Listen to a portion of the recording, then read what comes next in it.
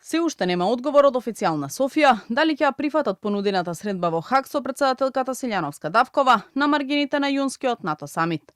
Очекувањата на дел од аналитичарите се дека бугарската страна сепак ќе седне на заедничка маса со македонските представници, но не се оптимисти дека таа ќе заврши со конкретен исход.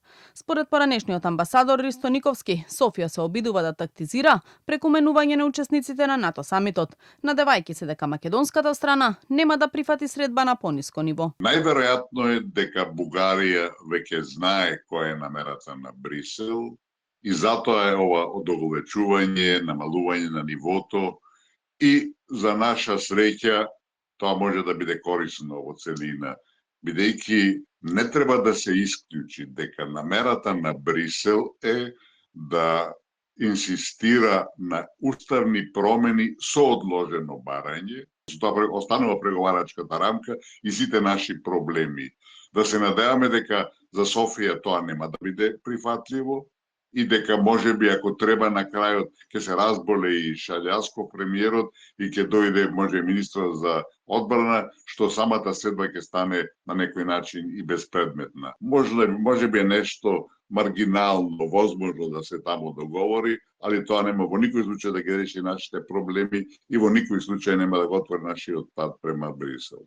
Политичкиот аналитичар Петар Арсовски пак е на став дека без разлика дали Бугарија во Хаг ќе ја представува претседателот Радев или премиерот Желјасков, шансите да се постигне некаков напредок според него се минимални. Мислам дека не само промената на учесниците на средбата, туку и целиот контекст во кој оваа средба се одвива говори дека не треба од неа да имаме големи очекувања.